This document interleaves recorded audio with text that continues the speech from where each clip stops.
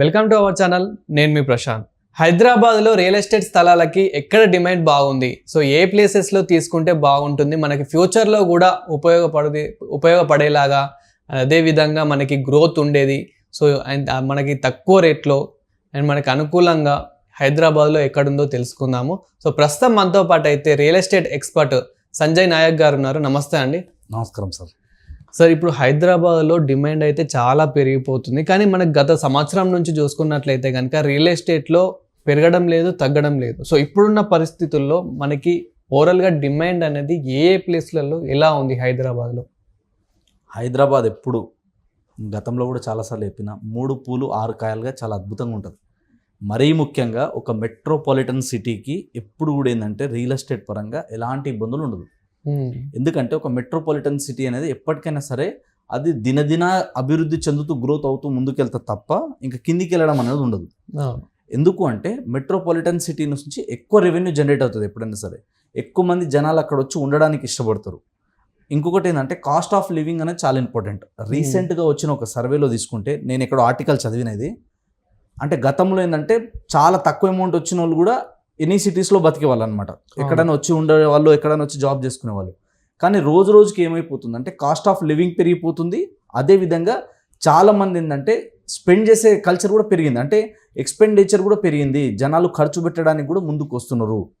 మనం ఎగ్జాంపుల్ తీసుకోవచ్చు, ఒక ఛాయ్ తాగడానికి 250-300 రూపాయలు పెడుతున్నారు. దాని అర్థం ఏంది? జనాల దగ్గర డబ్బులు లేక కాదు, డబ్బులు అందరి దగ్గర ఉన్నాయి, అందరూ కొనడానికి ఇష్టపడుతున్నారు. సో ఇప్పుడున్న మార్కెట్ కండిషన్ ఏంటంటే మీరు అన్నట్టుగా లాస్ట్ 1.5 year 2 years నియర్లీ అవును మార్కెట్ చాలా స్లో ఉంది.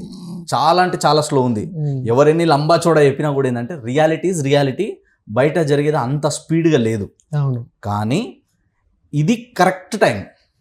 రియల్ ఎస్టేట్లో ఇన్వెస్ట్మెంట్ చేయాలి, మనకంటూ ఆస్తులు సంపాదించుకోవాలి, కూడబెట్టుకోవాలి, దాచిపెట్టుకోవాలి అనుకునే వాళ్ళకి ఎక్స్ట్రాడినరీ టైం ఏదైనా ఉందంటే అది ఈ టైమే.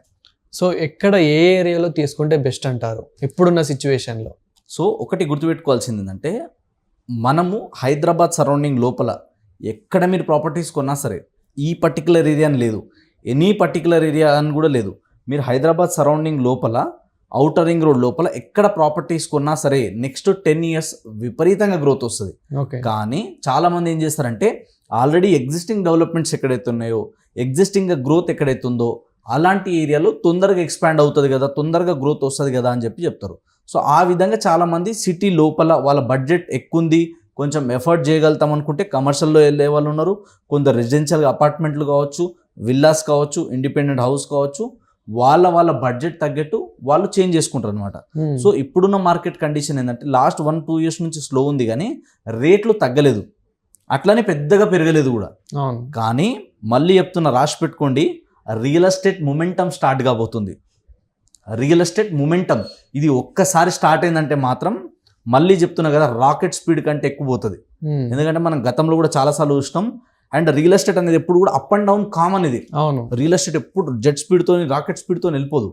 సో ఒక్కొక్కసారి ఏమవుతుందంటే మార్కెట్ కొంచెం స్లో డౌన్ అయినా, గవర్నమెంట్ మారినా, ఎలక్షన్స్ వచ్చినా, ఇంకేదైనా ప్రకృతి విపత్తులు వచ్చినా కొంచెం స్లో డౌన్ అవుతుంది. కొంచెం ఇప్పుడు స్పీడ్ బ్రేకర్ ఉంటుంది, మనం కార్లో కానీ బైక్ కానీ వెళ్ళేటప్పుడు ఏం చేస్తాం, మనము స్లో చేసుకుంటాము. స్లో చేసుకున్న తర్వాత స్పీడ్ బ్రేకర్ దాటిన తర్వాత మళ్ళీ ఏం చేస్తాము, మళ్ళీ కొంచెం స్పీడ్ పెంచుతాం కదా. రియల్ ఎస్టేట్లో కూడా ఈ స్పీడ్ బ్రేకర్ లాంటిదే ఇలాంటివన్నీ కూడా. సో ఇది 3 to 6 months, 1 year 2 years max. Worst కేసులో ఎన్ని సంవత్సరాలు ఉంటుంది అంటే 4 సంవత్సరాలు ఉంటుంది. ఆల్రెడీ 2 సంవత్సరాలు అయిపోయింది. ఇప్పుడు ఇంకా ఒక 2 years తర్వాత ఈ వీడియో ఎవరైతే చూస్తున్నారో, నా పేరు సంజయ్ నాయక్, నేను మళ్ళీ చెప్తున్నా, కావాలంటే ఈ వీడియోని రీల్స్లా కట్ చేసి సేవ్ చేసి పెట్టుకోండి. 2 సంవత్సరాల తర్వాత నాతో మాట్లాడండి. 2 సంవత్సరాల తర్వాత హైదరాబాద్ అండ్ హైదరాబాద్ సరౌండింగ్లో మళ్ళీ రియల్ ఎస్టేట్ బూమ్ లేవబోతుంది. ఎలా అంటే కని విని ఎరుగని స్థాయిలో ఉండబోతుంది. 2030 తర్వాత, నేను గతంలో కూడా చెప్పిన, చాలా కాన్ఫిడెంట్గా ఉన్న ఈ సబ్జెక్ట్ మీద. 2030 తర్వాత ఒక మిడిల్ క్లాస్ పర్సన్ హైదరాబాద్ నుంచి 100 kilometer రేడియస్ లోపల ఎక్కడ కూడా గజం భూమి 10,000 కన్నా తక్కువలో కొనలేడు. అంతలాగా అప్రిషియేషన్ వస్తుంది. కాబట్టి మీ బడ్జెట్ తగ్గట్టు, మీ ఆఫీస్ లొకేషన్కి దగ్గర ఉండాలి, మీ వర్కింగ్ ప్లేస్కి నియర్ బై ఉండాలి, అన్ని ఎమ్యూనిటీస్కి, ఫెసిలిటీస్కి దగ్గర ఉండాలి అంటే ఇప్పుడున్న మార్కెట్లో ఎక్కడ తీసుకోవాలంటే, ఎక్కడైతే మెట్రో ఎక్స్పాన్షన్ అవుతుందో, మెట్రో ఇప్పుడు ఎక్స్పాన్షన్ ఉంది కదా, అక్కడ తీసుకోండి. సెకండ్ ఇంకోటి ఏంటంటే, ఆల్రెడీ ఎగ్జిస్టింగ్ బాగా డెవలప్మెంట్స్ ఏవైతే ఏరియాస్ ఉన్నాయో, ఎంప్లాయ్మెంట్ ఆపర్చునిటీస్ ఎక్కడైతే ఉన్నాయో వాటికి సరౌండింగ్లో తీసుకోవాలి. అక్కడ కొంచెం బడ్జెట్ ఎక్కువ ఉంది, అంత బడ్జెట్ మనం అక్కడ పెట్టలేము అన్నప్పుడు ఏం చేయాలంటే అక్కడ నుంచి కొంచెం డిస్టెన్స్ వెళ్ళాలి. ఎందుకంటే డిస్టెన్స్ వెళ్ళే కొద్దీ ప్రైస్ తగ్గుతూ ఉంటుంది. కానీ ఇప్పుడు హైదరాబాద్ మార్కెట్ ఏంటంటే ఎక్కడ తీసుకున్నా మెటీరియల్ కాస్ట్, లేబర్ కాస్ట్, తర్వాత వచ్చేసి ల్యాండ్, మ్యూటేషన్, ఇవన్నీ చాలా ఖర్చులు ఉంటాయి అనమాట. డెవలప్మెంట్ ఛార్జెస్ అన్ని ఇవన్నీ తీసుకుంటే ఏమవుతుందంటే ఒక బిల్డర్కి మినిమం యావరేజ్గా బిలో 5,000 రూపీస్ అమ్మడం ఇంపాసిబుల్. మీరు హైదరాబాద్ లోపల ఎక్కడ తీసుకోవచ్చు, వరాల లోపల 5,000 కంటే తక్కువలో దొరకడం అనేది ఇంపాసిబుల్ అది. సో మనకు హైదరాబాద్లో ఎక్కడ చూసినా కానీ మోస్ట్లీ చాలా డెవలప్మెంట్ అయితే కనిపిస్తుంది. అండ్ రాబోయే రోజుల్లో ఎక్కడ డెవలప్మెంట్ కాబోతుంది, ఏ ఏరియాలో కాబోతుంది?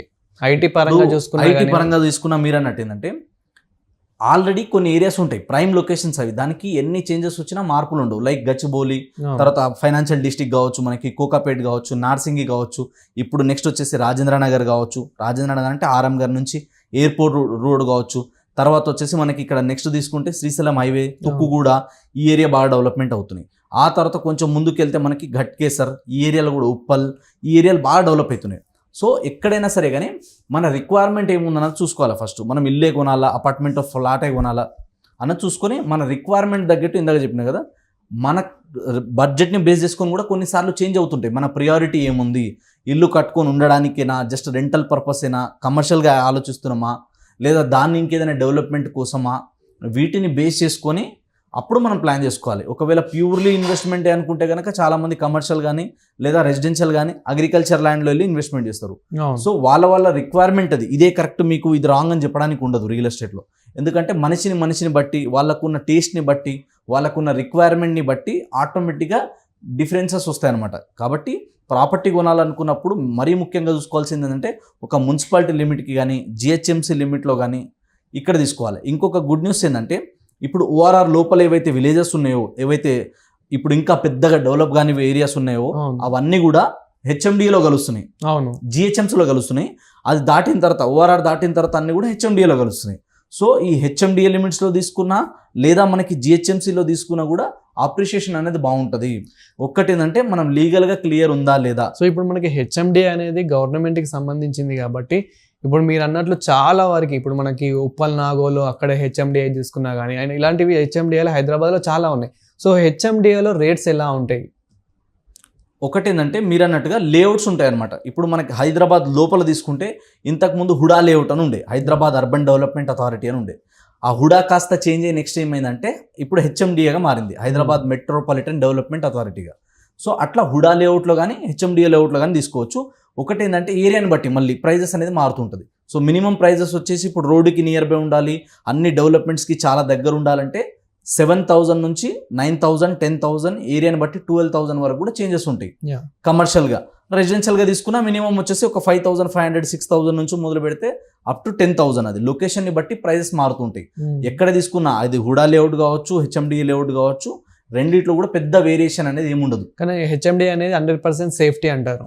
హెచ్ఎండిఏ కానీ లేదా వచ్చేసి మనకి హుడా కానీ డిటిసిపి కానీ లేఅవుట్ ఉందనుకోండి, దానికి ఒక ఎల్పి నెంబర్ అనేది ఉంటుంది.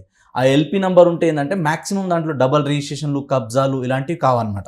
ఒకవేళ జీపీ లేఅవుట్లో తీసుకుంటే ఏంటంటే మీ అందరికి కొత్తగా తెలిసి ఇప్పుడు ఎల్ఆర్ఎస్ అనేది. సో ఎల్ఆర్ఎస్ అనేది ఏంటంటే లేఅవుట్ రెగ్యులరైజేషన్ స్కీమ్ అంటారు దాన్ని. అంటే గవర్నమెంట్ నుంచి అప్రూవల్స్ ఏమి ఉండవు దానికి పెద్దగా, కానీ అది గనక రెగ్యులరైజ్ చేసుకుంటే, లేఅవుట్ రెగ్యులరైజేషన్ స్కీమ్ అది. సో అది రెగ్యులరైజ్ చేసుకుంటే ఏంటంటే ఫ్యూచర్లో మనకి ఎలాంటి ఇబ్బందులు ఉండదన్నమాట. మనం కొనుక్కొని అమ్ముకోవాలన్నా, ఇల్లు కట్టుకోవాలన్నా కూడా సేఫ్ సైడ్ ఉంటుంది. కాబట్టి జీపీ అయినా కొనొచ్చు. జీపీ లేఅవుట్లో కొంచెం తక్కువ ప్రైస్లో వస్తుంది. జీపీ లేఅవుట్ కొంచెం బస్తీ టైప్కి ఉంటుంది. హెచ్ఎండిఏ కానీ డిటిసిపి కానీ లేదా వచ్చేసి మనకు హుడా లేఅవుట్ ఏంటంటే కొంచెం కాలనీ టైప్ ఉంటుంది. ఎమ్యూనిటీసు, ఫెసిలిటీసు లేఅవుట్లో ఎక్కువ ఉంటాయి, జీపీలో తక్కువ ఉంటుంది అనమాట.